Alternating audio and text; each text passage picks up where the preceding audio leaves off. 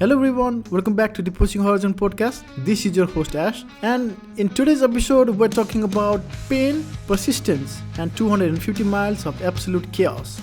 My guest, Cody Poskin, at 23, he finished one of the toughest ultramarathons out there, Cocodona 250. And if you're wondering how big is that, then it's from Flagstaff to Phoenix on foot through the desert heat, mountains, sleep deprivation, hallucination, and everything your body shouldn't be able to handle. This episode isn't just about running, it's about knowing what the hell pushes somebody to do something this extreme and what they have learned about themselves when it's all stripped down. So let's get right into it, and please let me introduce to our guest today. Hey Cody, first off, welcome to the show, and it's absolute pleasure to having you here. Well, thanks for having me, Ash. I'm excited to talk to you guys. And right off the bat, so why Yeah. Coco and what made you decide to run 250 miles at 23? Yeah, so I remember watching the live stream in 2024, I guess, and something I couldn't really explain it, but something was drawing me towards it. And the registration window opened. I kind of drug my feet because I wasn't sure because it's unlike anything I've ever done before. I waited too long and it filled up. And then I put my name on the wait list and I was like 30 something on the wait list. I'm like, all right, that's a happy medium. Maybe I'll get in, maybe I won't. Kind of just pushed it down the road a little bit. The thought never left my head. Like I was constantly checking the wait list all year. So I wanted in. I didn't really know why, but I wanted in. And then as the field continued to get stacked with good guys, I wanted to be there. I wanted to compete because every race that I go to, I think that I can compete up front. Sometimes it's true, sometimes it's not. I always have that mindset of like I can compete with these guys, and I wanted to see if that was possible. And something about the distance. I've finished every race feeling like I still had some in the tank, like I didn't go deep enough in the well to really find what I was capable of. And this race taught me that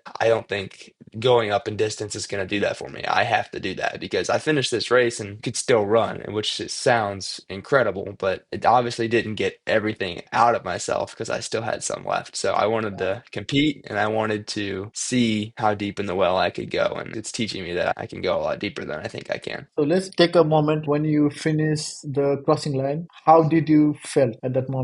Because it's been brutal. You finished around in 71 hours, and I read your post about like this how much nap you took, and it was literally insane. So how did you feel right after when you crossed the line? Physically better than I expected to. Really, nothing was hurting, like no ankles, knees, nothing really was injured. So I was really grateful for that. I was just really ready to lay down and not have to get back up. Like that was the main feeling. It was just like I did it, I'm done. I can sleep now a little bit. Like it kind of hit me later, like what I'd actually done, but in that moment it was more like I'm just ready to sit down, not have to get back up and run. That was the main feeling of just relief finishing. Like you said, it hit you later on, maybe after you slept. What was that feeling when you realized that what you just did? Because when you finish land, like you said, probably that's not the immediate thing that comes to your mind because you are literally so exhausted and there is literally no sleep. How was the feeling after you wake up and you realize like, oh shit, I did this? It keeps coming in waves. There's holes in my memory, I guess, because of the sleep. So I'll look at some pictures and I'll remember that part of the race and smile and have some memory. And I'll look at some other pictures and be like, I don't remember in that moment at all. So it's slowly been digesting. And I didn't know at first if I wanted to go back. I hadn't decided. I think I want to go back and relive it and take another shot at it. So that's what's been hitting me is just the memories, the experience, and now the will to go back and get some revenge, see if I can do better. I saw your post, you win it. I do. And like you said, you were on this waiting list and you kept looking at if you got through or not. Were you chasing something or running from something when you decided to enter to it? What was your reason or mindset getting in? I would say I was chasing something more than running away from something. These type of events,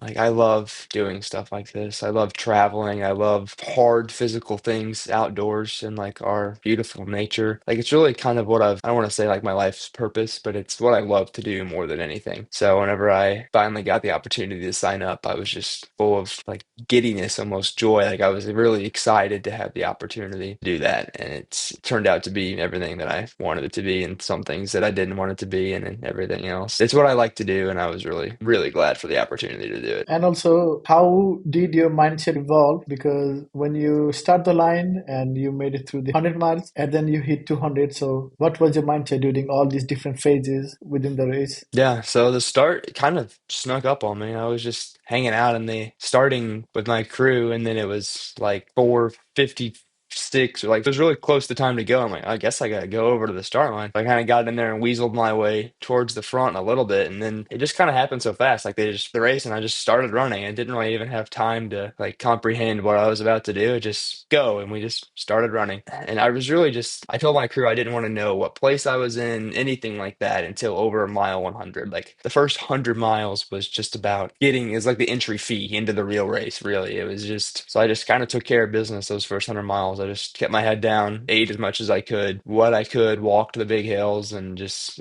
traveled the distance. So my mindset was more just survival, getting through it, get A to B at that point. And then I'd say the middle 100 miles were really that's when stuff started to get a little tougher. The sleep deprivation started to set in, and it was more of just literal survival mode. It's like, all right, I'm tired. We just have to get to the finish now. I wish there would have been more fight in me. Like I wasn't in a real racing mindset, and that's what I want to change next year. I was in more of like, let's just forward progress. That direction was kind of my mindset for a long time. And then I got pretty low towards mile 200. That's the only time I really was considering quitting, and it wasn't anything physical. It was just all mental. But then just those cycles and came out of it, and just towards the end, it was just everything was just laser focused. Like I just need to get to the end so I can be done. So You just mentioned that when you then it just happened all of a sudden. How important is it to get your mind ready for what you're about to? Would it have helped if you were prepared before? Because it usually helps to calm your nerves down and everything rather than yeah. just go, "Oh, shit, I'm One of my, I'd say, like competitive advantages is I really don't get nervous. I used to get so nervous racing like a 5K in high school. And at this point, like the race is so long, there's so much time for you to fix things. I don't even waste mental energy on being nervous at the start line. Like I know there's so much opportunity for stuff to happen for me to make moves, to block moves, to put in surges. There's no point in being nervous at the start line. And that's, I think, helped me. I also go into these things with just usually a really great attitude. Just like to have fun and laugh and smile and joke with people. Like I wore a Hawaiian shirt because it's kind of like fun. It just makes me feel good. And if you feel good, your mindset's good, you race better. So my mindset is one of my biggest competitive advantages. So I don't think starting the way I did was a disadvantage. It was just weird to me how this momentous,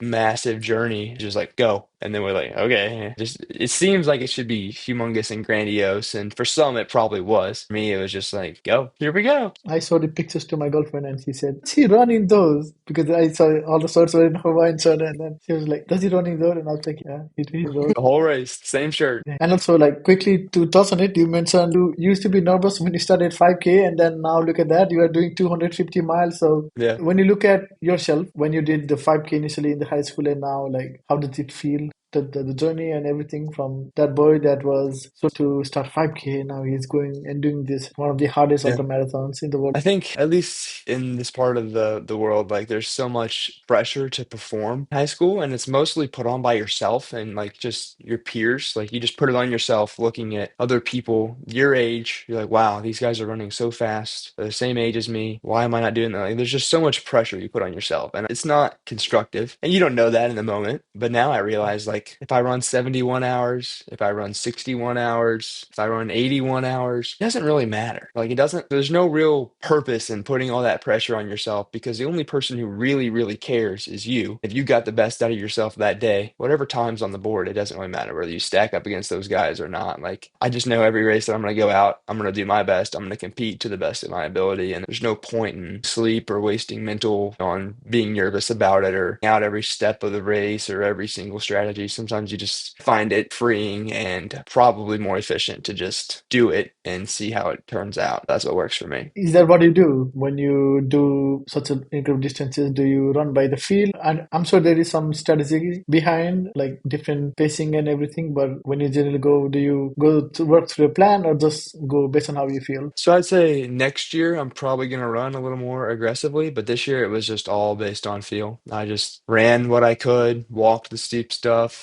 when it got towards the end, I was running for a while, walking for a while, running for a while, walking for a while. Just there was no real race plan or strategy. It was more just get from A to B as fast as I can in one piece. So next year I want to go out a little more aggressively with the leaders and see if I can maintain some contact. But no, this year it was all just run by feel, and it separated me from the front. And that's just how it happened. But it worked for me this year. So. I mean, you still finished top 10. You were eight on the top position, so that's still incredible on your first one, over 250. You briefly mentioned, and I was reading at your post, you said around mile 200 was when you felt really low, and your pacer, Jessica, I think if I got her name right. Yeah, Yeah, Jessie, Jesse. yeah. She was the one who brought back the energy and make you feel alive again. When you were in this low and you were like, okay, I'm just gonna, I feel bad. What made you not to do it at that moment when the feeling was low? I honestly don't know. I knew in the back of my mind I was never going to quit. I don't quit these things. I've never had a DNF. I don't ever intend to have a DNF unless like I have bone sticking out of my leg. But in that moment, I mean, I just woken up from an hour sleep, so I should have been rejuvenated and energy. And I got up. It was like 3 o'clock in the morning when I woke up, and it was just cold. And it was a section. The first section I had to run was a pacerless section. They didn't allow pacers in those like 16 miles. I was just kind of all alone in the dark by myself in the cold. Like I should have been energetic because I just slept for a whole entire hour, which is the most I slept the whole race. And I just didn't have any of that. I was thinking about Courtney DeWalter and Michael Stieg, who had both dropped out at that point. I'm like, they are warm in their beds at home. Like that could be me. And that's kind of where my head went. Like, I just want to be done. I don't want to be out here another whole day. And I just kind of talked myself down a terrible little hole there for 15 miles as I ran and got to the aid station and started taking care of myself and got some new water, got some food. Didn't even tell like my crew, like, I want to quit. Like, I never said that. I know it's not actually what I wanted. It's just the mind wanted the easy escape route at that point. And then picked up Jesse, who all my pacers were pacers unintended. I went into the race without any pacers lined up. So they all just kind of volunteered and jumped in, which was very, very helpful. So Jesse was a aid station worker at that aid station that I took an hour long nap at. And all my crew just talked him into pacing me. And it was cool just meeting somebody new. And we talked for a while. And then as the sun started to come and heat up, I think a little bit of energy just breathed back into me. And it was a very runnable section. So it felt good to clip off some miles, which was like a 10-minute to 12-minute pace at this point. So it still wasn't fast, but it felt like we were moving really good that deep in the race. So that brought some energy back. And that was the only time in the race where we were actually like racing somebody. There was a guy in front of me, Finn, who we closed about 3 miles on, I think, in the 20-mile section. So we were gaining on him, and that kind of gave me some energy. Never ended up catching him, but felt like we were making some progress. So that kind of brought the energy back, and that was enough to get me all the way through. We talked about this mindset, and I also like feel it sometimes. I don't do like huge distance like you, but when I'm running in the morning, usually there is not a lot of people out, and I see some people drinking their coffee and everything, and Yeah. I also think like, why the hell am I doing this? I can be in bed, I can be sleeping and stuff like that. So we know that it is a very difficult thing, and you can never be totally prepared because you are doing this so much of a distance that it sometimes is very hard to even prepare for it. Most of the time, it's just mental thing because, like you said, you were at very low, but then you're pushing forward. But sometimes that's like a right strategy to go because I was editing the podcast with Angus and he said that moving forward is a progress because you are not stopping and you're just keeping moving forward and forward. So how important is it to have a good mindset at that moment? Because I know it's hard sometimes, like you were just talking about, you're in bed and sleeping and you Yeah. have to run the whole day. So how important is it to not be in that spot? And I don't know if that is even possible at that moment in time. I mean, yeah, the pull to the aid stations is pretty intense when you get there. You want to just sit down and never get back up. But I repeated that through my head a lot, like just forward progress, forward progress. Every step forward is one step that I don't have to take, like one more that I don't have to take. So I spent more time than I should have at the aid stations, but I don't feel like an excessively long amount of time. I pretty much just sat down, would eat, would change my watch, whatever it needed to be. I don't feel like we wasted a whole lot of time. We definitely could have been quicker, but I wasn't never just sitting there doing nothing. It was always taking care of something. So there's a big opportunity there next year to shave some time off and to be a little bit more efficient. But I guess I was just so drawn towards the finish line that I wasn't sitting down at those aid stations for any longer than I had to. We still probably killed 2 or 3, 4 hours at the aid stations without the sleep. We took a while, but I guess that's what I needed to get through in the day. But mentally, I guess I just wanted to finish so bad that like I know I got to get out of this spot. I know I got to keep going. You talked about this right now. So how easy to keep moving forward because it sometimes, like you said, when you're sitting there, then that feels so good. Like after running 200 miles, I don't know if you even want to wake up from the chair. So how do you No. motivate yourself to get off that chair? There's no motivation at that point. It's all just drive to be done. Like you just know you're doing this thing. You paid for the privilege to be here. So you're like, you're not gonna quit. You gotta get it done. And the faster you get to the end, sooner you can actually be done and sit down and not have to worry about getting back up. So I mean, I think I took my last sleep was mile 220-ish. I slept for 30 minutes back of a car and getting out of there, it was tough. I knew I still have 30 miles left, which for most people was very far. And for me in that moment was very far. Doesn't seem far when you've already come 220 miles. You're like, oh, you're almost done. No, it's still very far. I still had 7, 8 hours out there at that point, at that distance. Like it was a lot to comprehend when you're that deep in the race. So I just wanted to be done. So that's what got me out of that car. That's what got me putting one foot in front of the other. It's like, and of not necessarily obligation, but I had this whole team around me who was there supporting me, and I can't just sleep an extra hour and let these guys down. I can't drop out. Like it's not just me that's it's on the line here, even though it really is. But like I didn't want to let those guys down. So another big motivator. We talked about the training a little bit. So when you are training for such a big event, what does it actually look like? Were you under-prepared or were you like over-prepared or overconfident? Or you were just like in the middle, like where you needed to be to finish the competition? Yeah, so most of these races I go in with a pretty common theme of underprepared, but mentally still pretty confident that I'll be able to compete. And it usually turns out to be I'm usually in better shape than I think I am. And the mental confidence kind of pulls out what I can. But I live in the middle of the country, right? So there's no real mountains out here. So it's hard for me to get any real vertical gain in. To be honest, I don't make as much of an effort as I should or I could. So most of that's on me. If there's hills, so if I wanted to, I could just run up and down 100-foot climb 50 times. It just doesn't sound very fun. So I was definitely underprepared when it comes to elevation. And I do most of my running on the roads too. I would say 95% almost of my running on the roads. So the trail, I like the trail. It's just not as accessible and convenient as just walking out the door and going for a run. I'm not living in Flagstaff or Boulder where there's just trails everywhere. So that makes it a little more difficult. So I was definitely underprepared when it came to like training on the terrain and the elevation. That's why my quads were kind of blown up 30 miles in. And I didn't do any heat training, which turned out to be okay this year because it was cold, but I should probably do some heat training next year just to get adapted to the heat. But I know at the end of the day, the strongest muscle you're going to have is your brain. So I had that going for me. I had that was very ready to take on the task. My body just had what it had on the day and had to rely on my brain to get through the rest of it. Since you brought it up, I was looking through a post and then you said that your quad were bust at mile 30 Yeah. and then you still had 220 miles to go. Yeah, it was. I'm just thinking, like, how do you do run? First of all, it's hard when your quads are done and it hurts. Then it's really difficult to move forward. So, how did you manage to run 20 miles on like a busted quads? I don't know. And the first time I remember thinking, like, wow, I'm a little tired and I have a long way to go was at mile 17. And I was like, I'm a little tired. I got a way to go still. I just tried not to think about that far out. I was like, I just be where I am. And if it gets worse, it gets worse. If it gets better, it gets better. Like, there's nothing I can do about it at this point. So let's just keep putting one foot in front of the other and see what happens. And it's pretty much exactly what happened. After about mile 30, it didn't really get any worse. It was just a constant, not pain, but so it was like a really sore quads, especially going downhill. I think that was my biggest thing was the downhills just shredded my quads. Every time there was a downhill, I should have been able to run it a lot faster, but my quads, like, it was tough. So that would probably cost me some time going the next 220 miles for sure. So if I can get through that first section one piece next time, it might be a little more beneficial for the rest of the race. But try not to think about how far I had to go because it is overwhelming when you think how much fatigue you have so early in the race and you still have so far to go. And it's amazing to me that like we're capable of just doing that. So just be where I am, I guess, is how I got through that.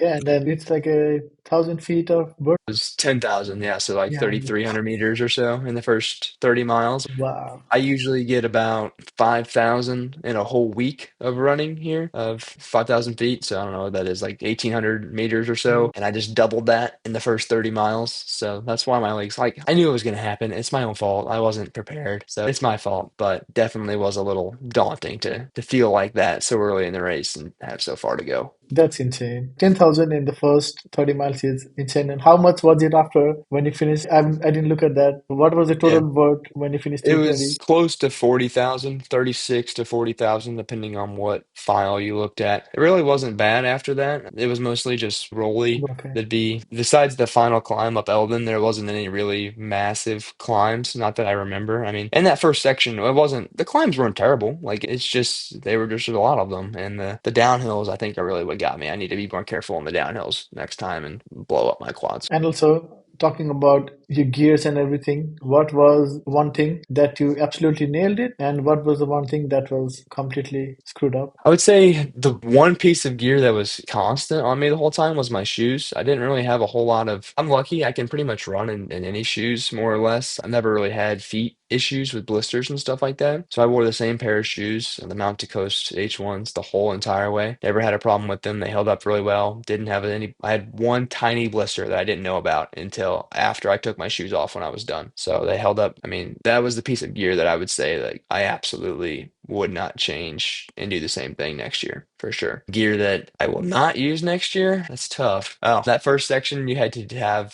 4 liters of carrying like water carrying capacity. I didn't know any better. Like I've heard that if you use the bladder, you don't really know how much you're drinking, so you might end up only drinking like a liter or half a liter and you'll have a whole bunch left. I'm like, okay, I need physical containers to know how much I'm drinking. So I just took two 1 liter smart water bottles, like just plastic bottles, filled them up with stuff and shoved them in the back of my vest. So I had liters in flasks in the front of my Mhm. vest and then just two hard water bottles in the back. And it worked out fine. It was just a little inefficient. When I ran out up here, I had to Okay. grab the bottle, drink a little bit. I didn't want to take time to fill the flask back up, so I just would shove it back in the back. And then a couple miles later, I'd reach back again. So that was just a little inefficient. I'd try definitely change that next time. And it was actually funny. Like right around mile 100, we were running through this stupid field. We can get into that, but I hated that section of the course. And it was the first time I was experiencing the mud that was just sticking to my shoes. I was getting mad. My feet were just 9 pounds of mud, and I tripped in that field and fell forward. And that smart Ooh. water bottle launched out of my pack, just like forward 5 or 6 feet, and that kind of made me laugh a little bit. So I guess that brought me back to life. But the bottle, I just tripped and it just got forward. I also don't like mud because I feel it's icky when it's on my shoes. Did it make it slippery? Because I was looking at the shoes you were wearing throughout the race. It didn't have a lot of grips on the bottom. Yeah, it didn't have a lot of grip, and I think that might have actually been an advantage in the mud situation because the slipperiness wasn't a problem. It was the fact that you took a step and then like that whole top layer of mud would suction to your shoe, and then you take another step and that mud would stick to the previous mud, and it would just keep building. Yeah. The like your foot motion eventually flung some of it off, or you found a rock to scrape it off with. So I think more like deeper lugs might have collected more mud. I slipped a couple times going in some sections, but I never fell because of the lack of grip on the shoes. The mud or a rock, or I tripped myself with my poles once. I did do that. So it was never the shoes' fault. Everyone was having trouble with the mud. No matter what shoes you're in, it was impossible to avoid. So it was just something you had to get through. And it was the most demoralizing part of the race was dealing with that mud.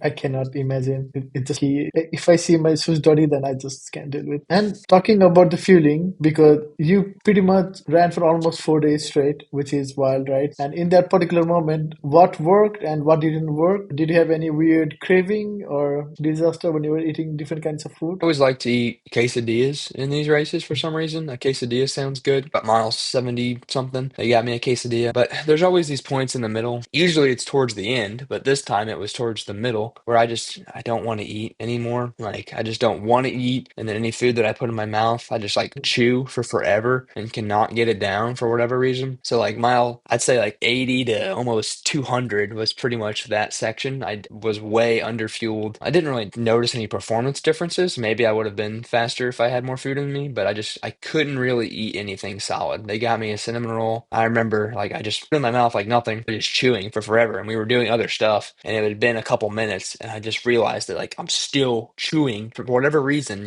It just doesn't get down. So I had to just drink some water and like swallow it down like a pill. That's how I had to eat a lot of my food for a while there in the middle. I would just slurp a gel really fast, drink some water, and just drink it like a pill. That's how I got a lot of food down in the middle. But quesadilla sounded good. And then at mile 210-ish, got to an aid station and they had like an Italian spread. They had pasta and salad and breadsticks and stuff. So I just had crushed a pretty good sized bowl of pasta. So I was able to eat again towards the end. But something in the middle there, I just had a lot of my calories through liquid calories was probably the main source of my calories, at least after mile 100, was just liquid calories. And what type of gel did you use? Huma, Huma Yeah, gels. okay. They're Yeah. a little sweet, I realized after a while. They got that really sugary, but I got them for free, so that's why I use them. And they taste good in isolation. In like a marathon, I could eat 4 or 5 gels and be fine. It's just after I eat 15 of them, I get a Yeah. little palate sick. So, but they seem to sit really well. They just get a little sweet. Like my teeth, I brushed my teeth at mile 200-ish. I hadn't had regular water in like the whole race. It's always been the calorie water. I just tried to brush my teeth, and immediately I guess I was just brushing that sugar into my teeth, and it just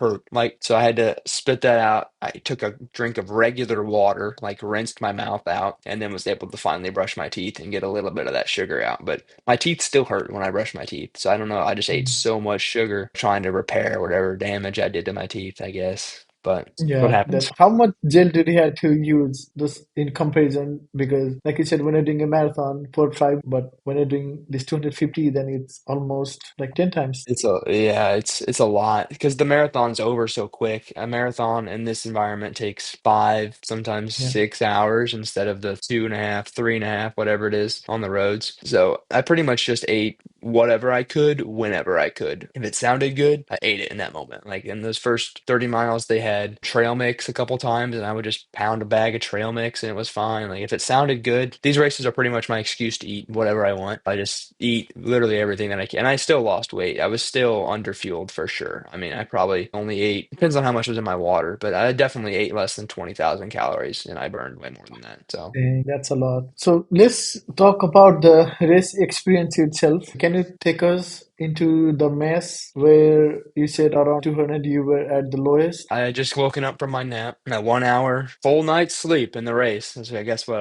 an hour is. I just woke up with a cough. That's when I first started having bloody noses because it's super dry out there compared to where I live. It's more humid. So I had bloody noses from that point on to the rest of the race, pretty much. My chafe was getting very, very bad, and like everything down there was chafed. Oh, I don't know why. I put Vaseline on from the start of the race. I reapplied it every single aid station. It didn't seem to matter, like bad down there. That was the worst pain I was in the whole race was the chafe. I had so far to go still. When I woke up from that nap, I had 75-ish miles to go, which is still far in that yeah. moment. And I had no pacer there. It was dark. So I just had a lot of stuff kind of going on at the same moment. It was dark, cold, no pacer, chafed. I just kind of got out on that section and I was moving for a while. It was all road, pretty much road, like the forest road, so dirt road. And I was like, all right, I can run. I can finally put some time on because that's what I knew going into the race. Like, I'm not a great climber. I haven't done a lot of mountain training, but I'm pretty fast on roads, like comparatively to ultra marathoners. So if we get to the point where we're deep in the race and I can run, I might be able to make up some time. And I guess I was just discouraged because that really wasn't happening at that point. I was so tired. I wasn't really running very well. And then we hit a good 4 or 5 mile section of that stupid sticky mud, and it's almost impossible to run, or maybe not impossible, but it's inefficient to run in that because your feet weigh 5 million pounds. And that's just where I started. Like that one little voice in your head starts going, and then it just kind of turns into a choir. It's like, hey, you even doing this? Like, there's no point. If you quit, no one cares, really. Like, it doesn't really matter. And I just started going down that rabbit hole of thinking about all those other people who were warm at home in their beds. They could get up and eat a real breakfast. They could sleep at night, get a full night's sleep. And I just got almost sad, like that I was still out there, like I still hadn't finished. And but then just keep going. Like I knew really deep down there was never an option to quit. It's just the mind likes to, just like you fantasize about winning the lottery. It's kind of the same thing. My mind was just fantasizing about not having to do this hard thing anymore. So I just moving forward and got through it. And that was really the only time where it was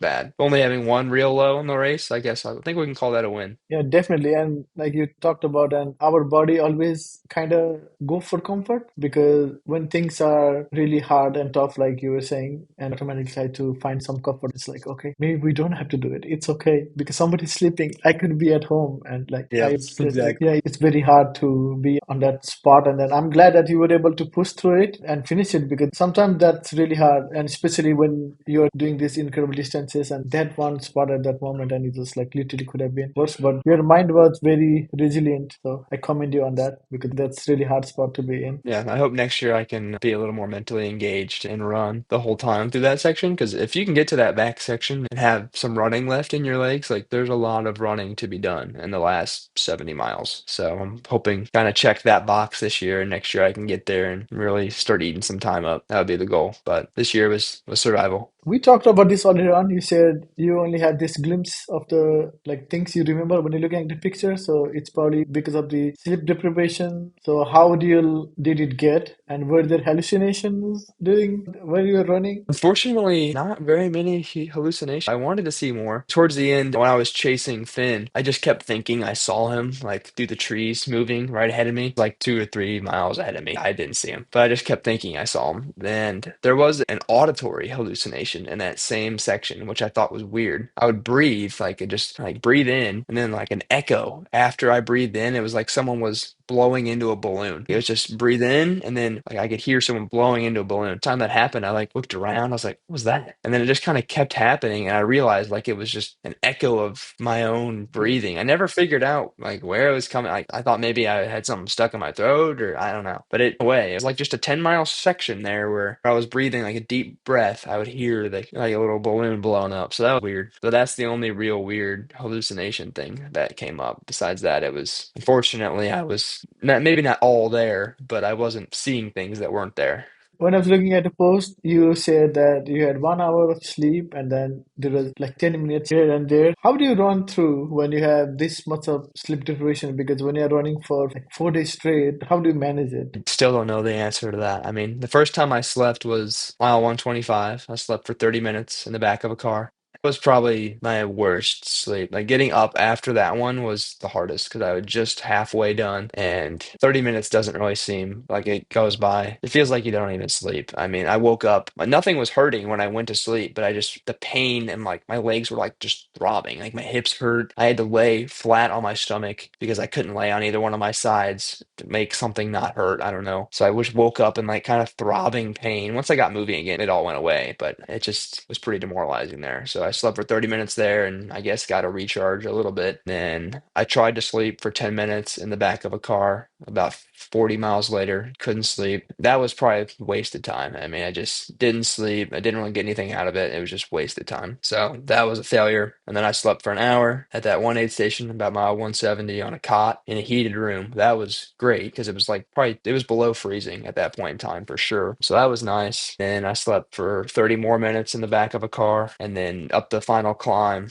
I slept on the ground for 10 minutes twice. Probably 2.5 hours of horizontal time. I don't know how much of that was actual sleep, which I think was more than most of the guys ahead of me. So I need to figure out how to maybe consolidate that into maybe just one bigger sleep, like maybe an hour and a half in the middle and call it good. Hopefully, I don't know. Something I'll have to figure out for next year, but it's just the mental cognition was just a little slow. Like towards the end, felt like I'd just woken up and everything was just like a little fuzzy still. Like when you first wake up, your brain's just trying to comprehend like, oh, we're awake. Like that's kind of how it was, like a constant state of just waking up and everything's just a little bit confusing and fuzzy. That's how it was for most of the second half of the race. Talking about the training, right? When you are training, did you train at night, like with sleep, less sleep and stuff like that? Oh, Prepare for. should have, but I didn't. I didn't train at night at all, least of all on trails. I mean, if I trained at night, it was early morning and I ran on the roads in the dark. I didn't train with my headlamp. I didn't train with my poles. I should have done all of that, but I didn't. I just kind of put it all on me at the start and just went. A lot of room for opportunity. That's incredible. And you finished it, you know? You didn't do a lot Yep. of things, but you went and Yeah. It's finished in the just the top mindset. 10. Yeah. That is amazing. That is just incredible. Talking about this race, was there one part of the course that broke you and one part that really made you feel alive and you were like, okay, let's go. I got this. There was a section from about mile 90 to a little over 100, so 10, 12 miles, where we were just running through that basically like a cow field, I guess. There wasn't even a real trail, like there was a faint trail, kind of, drive, but you pretty much had to just navigate off your watch and figure out where you were supposed to go. And it was dark, so it was the first night. It was the first time we were really getting into that mud, and I was alone at that time. So I was alone in the dark with the mud, a cow field. So like it wasn't even that. That was the first real. If that would have been at mile instead of 100, it would be tough. It would be really tough mentally. But that part of the course was the first part. I was like, this sucks. Like that was the first time in the race where I was like, this is stupid. Like this is dumb. I started getting the negative stuff going on, and that's when I fell and the smart water bottle launched out of me. I also kicked a cactus in that part. You didn't look like there was any cactuses in the field, but I just was running along and kicked it, and the barb went straight through my shoe, straight through my sock, right in the end of my toe. I had to rip my shoe and sock off there in the middle of the field in the dark, pull the little barb out of my toe and put it all back on and keep going. That was the part that really not fun to do. And the part that made me feel alive. I think I felt good enough to recognize that feeling towards the end, but towards like the beginning, like the first 50 miles, I felt like I was really moving well and felt like things were going well. So I felt pretty good in that section. I think towards the end, if I could run more and really feel like I was moving well, I think that would really feel pretty good. And if I could do that final climb in the daylight next year, I think that would make me feel really alive. Like getting up there,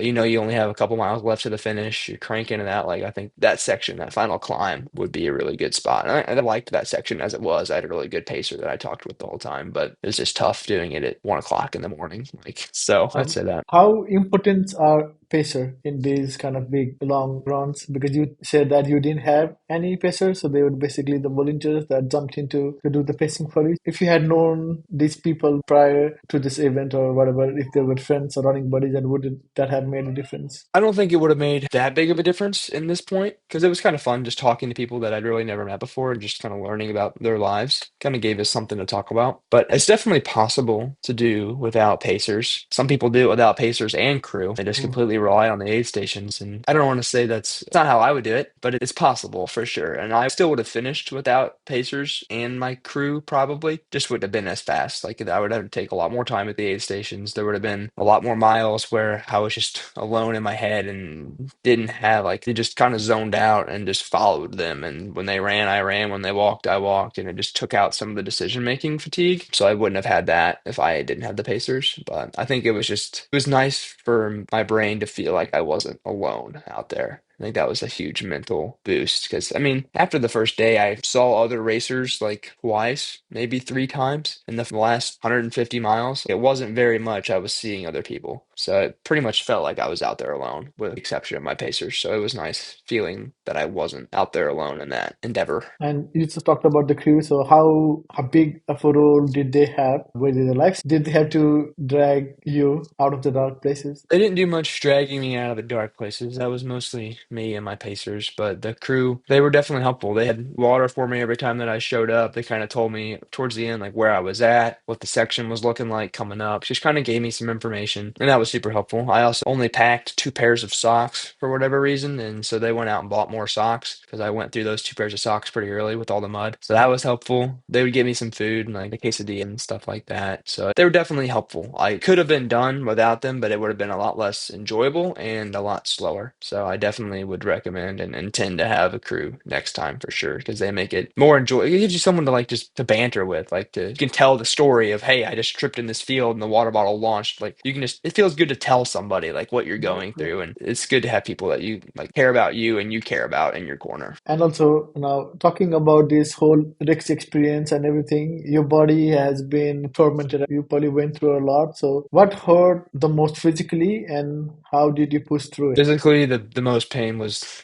the chafe. Like I started feeling it a Yeah. mile 50 to 60. I get chafed in all my races. Like for some reason, after I cross a threshold, I don't know. I never get chafed on a regular run, never. But I guess after I've been running for 5, 6, 8 hours, whatever it is, my body just starts the chafe process. And I thought I was gonna take care of it this time by putting on all the Vaseline. Every Yeah. single aid station, I reapplied Vaseline. And towards the end, it was just whenever I would stop at an aid station and then get going again. That first like mile of getting going again was really bad until I guess like I rubbed it numb almost. I don't know. But the worst pain would be before I left every aid station, I would like reach Yeah, around down yeah, there and put lube wherever I could and just moving my hand through that region and trying to protect it with more. Like it yeah. was excruciating every time. It was the worst physical pain of the race by far and the worst chafe I've ever had. Like it scabbed over at like after the race. Like that's how bad it was. I guess it was never like actively bleeding, but it felt like it was. So that was definitely the most physical pain. And I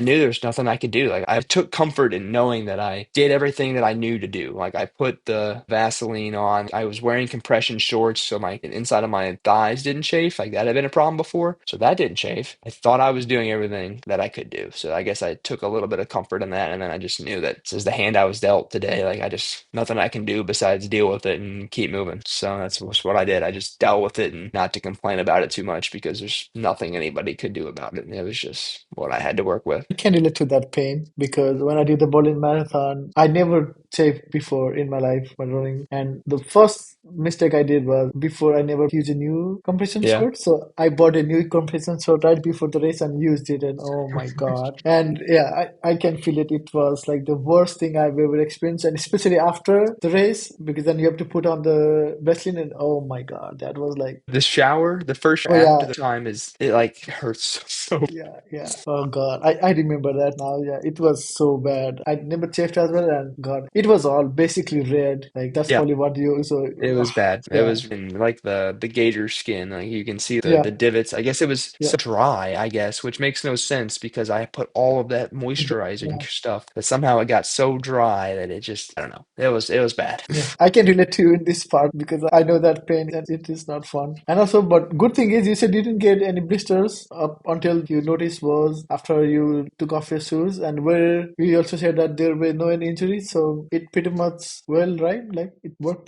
Yeah, perfectly. I had one blister on my big toe, my right foot. Didn't know it existed until I took my shoes off at the hotel afterwards. Popped it. It was fine. My feet held up really well. I think I'll lose one toenail. I don't know Oh, how, but it's black. It happened before. I don't know why it's that. It's the same toenail every time. But so I think I'll lose that toenail. But besides that, my feet held up really well. I was running around somewhere around mile 200. I felt something kind of pull on the top of my left foot. It was just kind of like a one moment, like, oh, and then it didn't hurt the rest of the race. But as of now, that is the only thing that still hurts. My left foot swelled up huge after the race. Like my feet were oh, fine during the race. Both of my feet swelled pretty bad after the race to the point where there was no ankle. Like I could feel the pressure in my oh, foot and it was super swollen. And it's still, the left foot is still a little swollen. And I'm getting more and more mobility in that foot every day. But for a while, I couldn't flex the toes up very much without it hurting that like tendon kind of that goes into your shin. So I'm still working something out there. But I mean, I went for a run yesterday and it was fine. It doesn't hurt when I just regularly walk and run. It just hurts if I really try to flex the foot or if I like jam my thumb in there. So that's really the only thing that still hurts. It just took me a while to catch up on sleep. And besides that, my foot is the only thing that's really showing any signs that I ran 250 miles. Like, so I can't complain at all because I thought I would be broken after this thing and I got out of it pretty well. So how long did you sleep after you were able to get home? not very long. So I finished at about 4 o'clock in the morning. Time we got back to the hotel and I took a shower and got settled, it was probably 5:30, and I slept for maybe like 2 or 3 hours. Like it wasn't very much. I just couldn't sleep. I woke up every hour. I would only sleep for like 30 or 40 minutes. And I woke up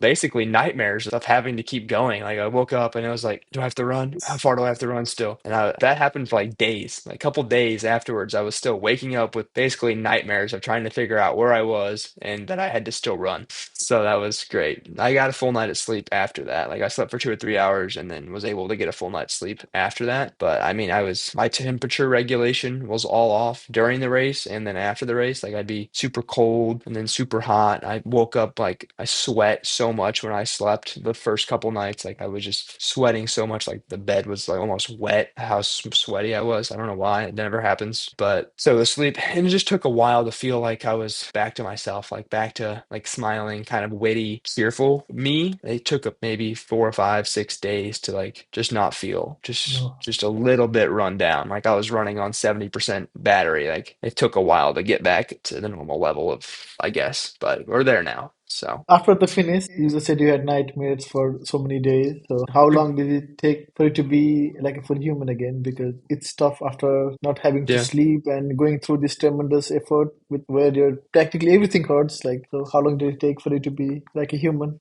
Yeah, it was probably about a week after I finished it again that I felt 100% myself. Like I felt good enough to do some small stuff like the week, but it just felt like everything took more energy than it should have. Like I'd do something and then I'd have to take a break. Like even just cooking dinner or something. Like I just would do something and I'd be like, I'm kind of wore out. And I'd have to take a break for a while. And it's still, I'd say I'm probably done with that. But like it was a while. I guess it got a little better every day. Just everything felt like it took more effort than it should and made me more tired than it should for a while. Do you think it is because of the cumulative fatigue that you have like up throughout the race? Yeah, Because I think basically, it's yeah, mainly just the lack of sleep. I mean, I think the yeah, body, that's when you do all your repairing and all of your like memory, whatever the science is. I just didn't have like I slept for a little over 2 hours over a yeah. 3 day period. Like it's just not what you're supposed to do. So my body was just trying to, I guess, make up for as much of that as it could because it was not a normal biological experience for those 3 days. Do you take medication? I took a little bit of ibuprofen. I know I get a lot of hate sometimes because you're not supposed to do that because it's bad for your kidneys. But I took probably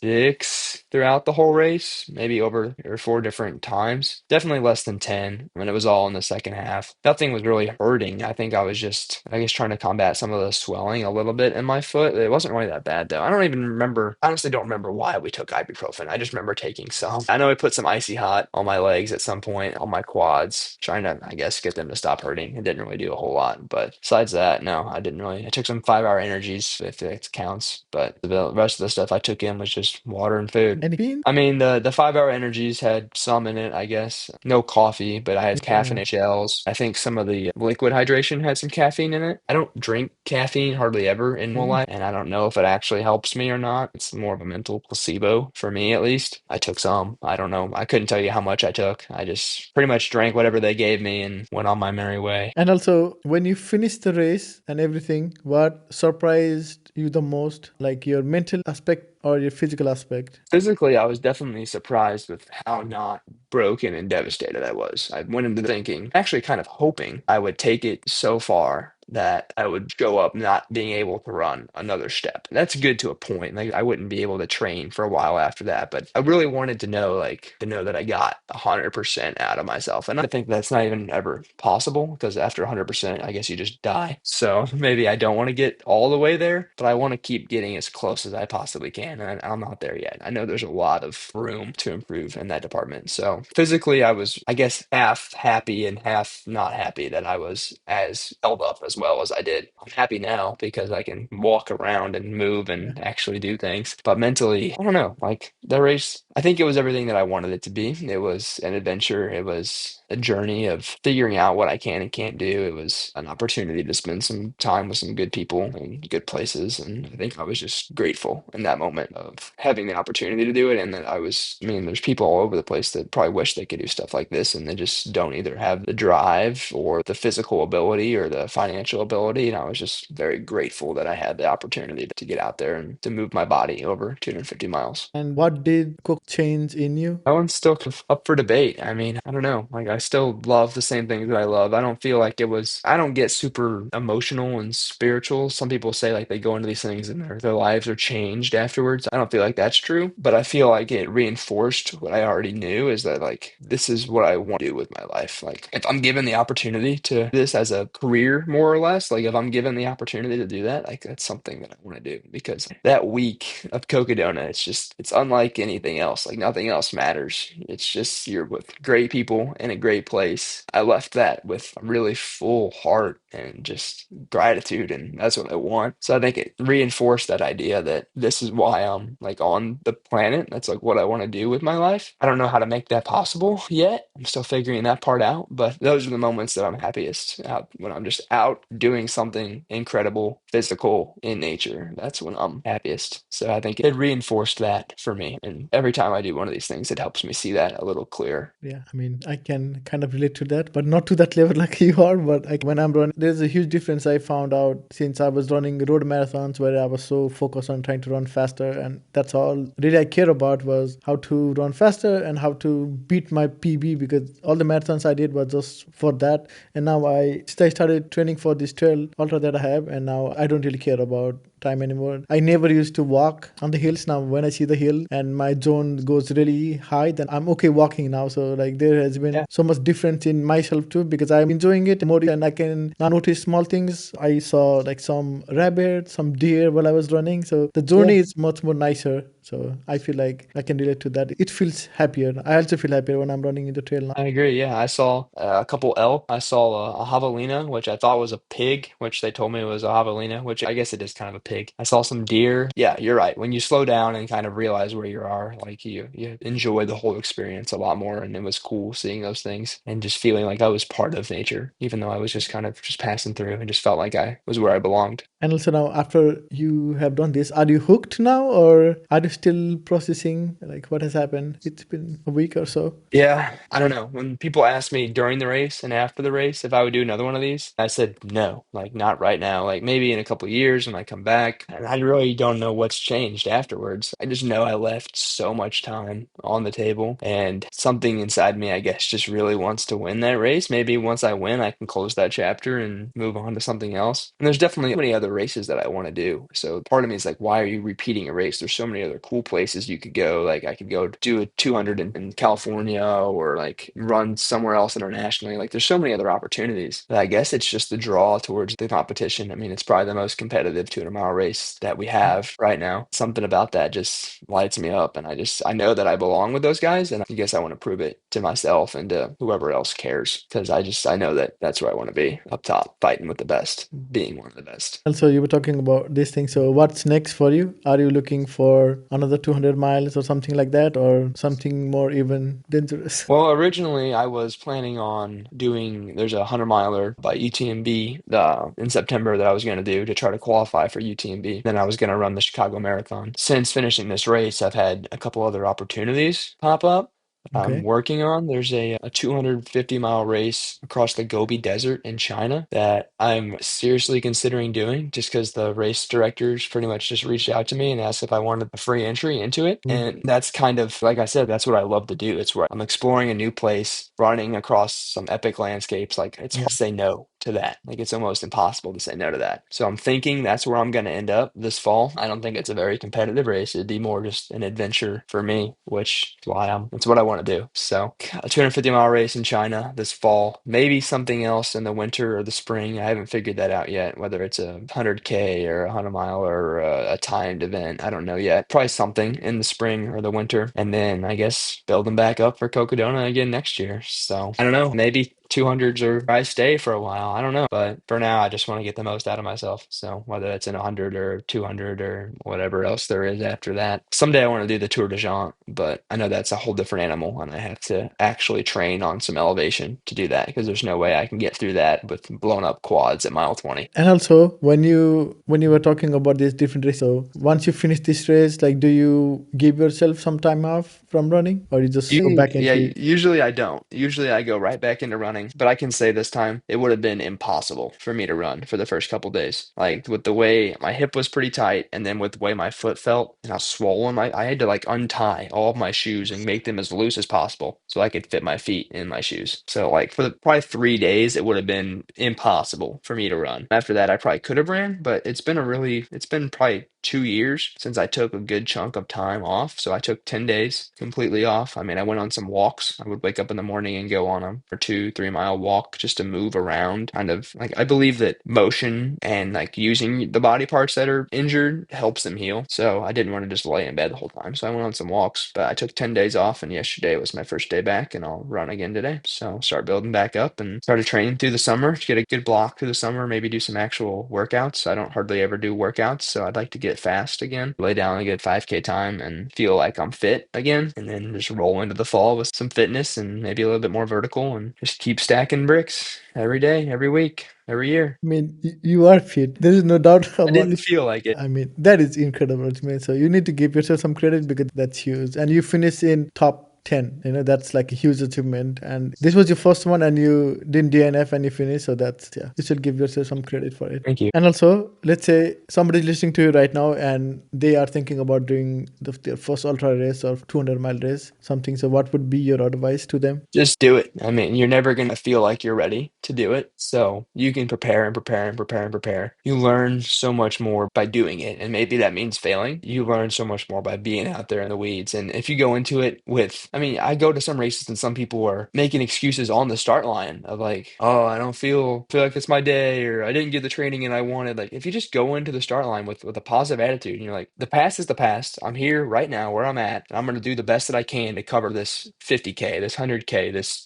whatever race you're running. Like, if you had a great training block, sure, rely on that and let that be fuel and fire. If you missed a couple workouts, if you were sick, like, don't let that sit in your brain the whole time and ruin your whole race. Like, the past is the past. Be where you are, smile, have fun. Like, you chose to be there, so act like you want to be there and just do it. You'll learn a lot. Maybe that means you fail and you come back for round two next time, but like, you're never going to feel like you're ready. So just go out and do it and make the most of whatever training block, whatever preparation you've done, and that's what you have on the day, and just make the most of it. Shoot your shot. Nicely said. I always say the same thing. Pretty much like before doing this podcast, I was always thinking about doing the ultra marathon and I never really got into it. I was doing road marathons and I was okay with it. And then I started talking to a lot of people who did 100 miles and the words like, I think it's infectious, the trail runners trait. It's like because you get inspired. I was so inspired by just talking about how they were training and everything. And it made me realize that what the hell am I doing? Because I'm not testing myself. I'm just being okay and I'm just being comfortable to where I am. And that needs to change. So I talked with three different people and Erin was the last one I talked to and she did DNF on her race and stuff. And that just made me like, people are trying and failing Yeah. and that's okay. I'm just going to try. So I don't know what will happen. I'm just going to give my best and try to go and do it. So that's what I did. I registered. I'm like, okay, now it is registered that I need to train for it. So that's what I'm doing now. It's not fun. The long runs, Fridays that I don't do a lot of words as well. Last week I did 200 meters and that was not fun. It was Yeah. hard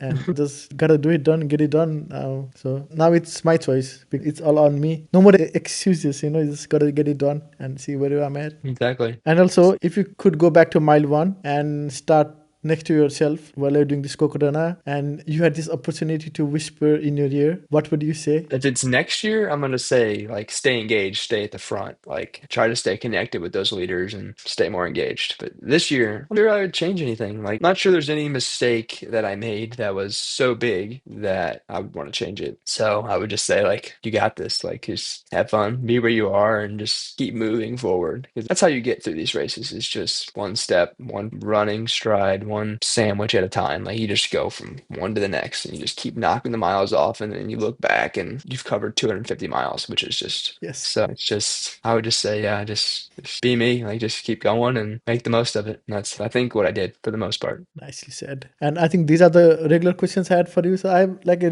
rapid fire. It's a quick 10 questions. Yeah. Just first thing that comes to your mind, just one word or so. Okay. One word to describe the Cocodona 250. Mud. Blisters or chafing? What's worse? Oh, chafing. No question. No question. Chafing all day. Craziest thing you saw while you were during the race? Craziest thing I saw. Huh. Going through Sedona the second night, it wasn't necessarily one thing that was crazy, but it was right before I took that hour sleep. So I was like starting to get a little like, I just wanted to sleep more than anything. And we were out on like exposed rock. Like, it was just rock. You pretty much had to like, at some points I threw my poles like up and like had to get on all fours to like get up the trail. And it was like that 15-mile section took us like 6 hours, and we just kept looping back on this exposed rock. And I swore, I'm like, I talked to my pacer, I'm like, have we been here before? Like, it just felt like deja vu. Everything looked the same. Every mile of the trail, you just saw like this open sky and just basically rock we were running on, just one big smooth piece of rock. I'm like, we are going in circles. I just want to sleep. Like, that was, I guess, kind of crazy. It just felt like deja vu over and over and over again. Midnight hallucination or 3 p.m. heat? Which one hits harder? Well, we didn't have either one of those this year. Yeah. Well, not for me anyway. I didn't hallucinate really. And the heat was never that bad. I mean, so I guess I'll choose the heat this time because it wasn't that bad. I know next year easier, it could be a lot worse. But I mean, I had a hat on most of the time. My bottom lip got a little chipped, so I guess I need a little bit of a wider brim hat next time. I think if you're prepared for the heat isn't really that big of a deal if you wear the right clothes and you are prepared for it. So I'll choose the heat. Next on the trail. I wish I would have eaten more of these. I love peanut M&M. Oh. So I packed a whole entire like jar of peanut M&M and I put them in little baggies. And I was only able to eat about 4 or 5 of those baggies before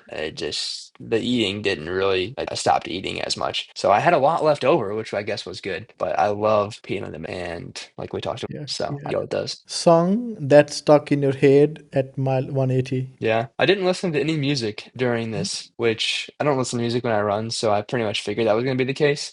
Okay. But when I run, sometimes it's Ariana Grande, just keep breathing, and I'll just replay that same line over and over in my head, like just keep breathing, breathing. I'll just repeat that the whole time. And sometimes one of my pacers said that I was singing. I don't remember singing to anybody. Apparently, I was singing at some point in time. It's probably more like just like a mumble and hum. Yeah. But at some point, one of the sections I was singing. So Okay. apparently, I had something bouncing around in my head. Once you finish the race, what was the first thing you ate? I didn't eat anything right after the race because I didn't want to. It was after I slept for my 3 or 4 hours. Me and my friend, one of my crew guys, we actually went to a Diamondbacks game that night, which probably wasn't a great idea. We drove all the way from Flagstaff back down to Phoenix to watch the What? Diamondbacks game. Sitting in that seat for those 3 hours wasn't great. But on our way there, we went to a Buffalo Wild Wings and we got Yeah. the all-you-can-eat boneless wings for $20. And I think I put away not as many as I expected, actually. I think I put away probably 20 to 25 boneless wings. So fair amount, but Yeah. I was really hoping I would just be ravenous and eat a whole bunch. I didn't. It didn't work out that way. But Buffalo Wild Wings, boneless wings was the first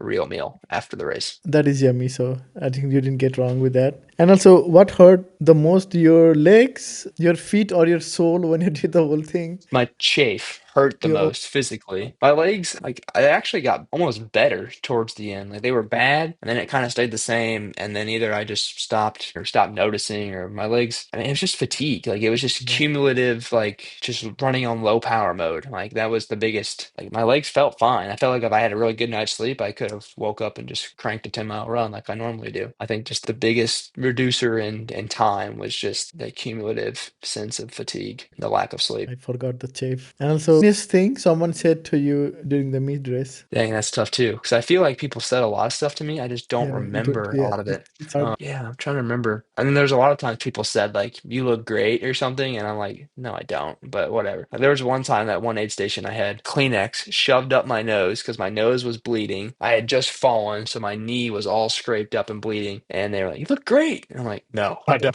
But thanks. If Cocodona was a movie, what would be its title? Oh man. For me, I mean, just maybe like gratitude miles or something. Like I just was really grateful to be out there and there was a lot of miles. So I think that'd be a decent title for my Cocodona movie. Grateful Miles, something like that. Okay. These are all the things I had for you, and this has been an incredible story of how you did this like humanly impossible thing. I mean, it is humanly impossible for most of us, right? You ran for straight Still, for 3 days, 4 days still with chest down under and everything. And how I know how hard it is and how much it hurt. I cannot imagine you did that for so long. So that's like kudos to you because that was really hard. And I appreciate you taking your time at 5:30 a.m. in California. Yeah, it's super not a early. problem. I'm getting up anyway. Got to go for a run here soon. So Okay. Wow. thanks How for having long? me. How much will you Well, run to? probably 5 miles. So 8K, just kind of slowly getting back into it. But I think by next week, I'll probably be back up to 50, 60 miles a week. So almost 100K. Just jump right back into it as long as I'm not getting injured. And like there's no point in waiting to get back into it. So might as well get after it. Yeah. Yeah. And thank you for your time. And I appreciate this conversation. And this was really fun. And Yeah. I wish you the best for your upcoming races. And I hope you can get the podium that you wanted. So, and smash it. Maybe if that happens next year, we'll connect and talk about what I did differently. Yeah, we can always come back to other race after you finish a race and then just talk about the experience because it's different to every people who ever did the races. And I think everybody's perspective is different. So it's going to be a great insight. And I hope no more at that time. So I should too. I got to figure that out. hey everyone, thank you for making it to the end of the podcast. I hope you really enjoy